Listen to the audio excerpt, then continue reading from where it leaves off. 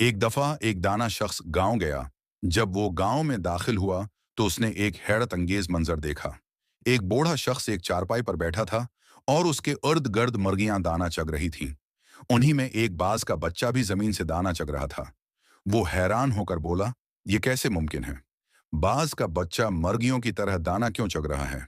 बूढ़े शख्स ने कहा, यह बाज का बच्चा मुझे पहाड़ों से जख्मी हालत में मिला।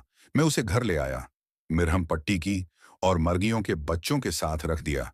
जब उसने पहली बार आंख खोली तो खुद को मुर्गियों के दरमियान पाया और खुद को मुर्गी समझने लगा। दाना शख्स ने बाज का बच्चा मांगा और उसे अपने साथ ले गया। वो रोज उसे छत से उड़ाने की कोशिश करता और कहता, तो बाज है, मर्गी नहीं।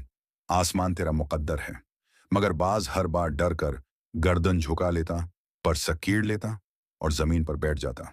दिनों हफ्तों महीनों तक दाना शख्स उसे रोज कहता अपनी पहचान कर, तो बाज है तो आसमानों का बासी है। आखिर एक दिन वो उसे पहाड़ पर ले गया और कहा, अब या उड़ जा या गर कर खत्म हो जा, और उसे पहाड़ से नीचे फेंक दिया। मगर बाज का बच्चा डर गया और ऊँखें बंद कर लें। मगर जब ऊँख खोली तो जमीन अभी बहुत दौर है थी। उसने पर मारे तवाजुन बनाया और फिर उड़ गया। वो बुलंद से बुलंद तर होता गया और खुशी से चीखा, मैं बाज हूं। नीचे वो दाना शख्स मुस्कुरा रहा था, मैंने तुझे कुछ नया नहीं दिया, बस तुझे तेरी पहचान याद दिलाई। ये सिर्फ एक बाज की कहानी नहीं, ये हम सब की कहानी है। हम बाज के बच्चे हैं, मगर हमें मर्गियों के दरमियान पाला गया।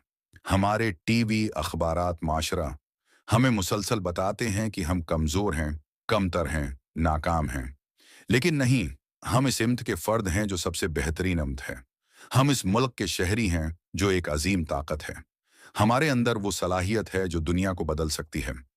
बस जरूरत है तो सिर्फ एक चीज की, अपने आप को पहचानो, अपनी हकीकत को मानो, मुर्गियों के बीच बाज बनो, क्योंकि तुम बाज हो और तुम्हारा मकाम आसमान है।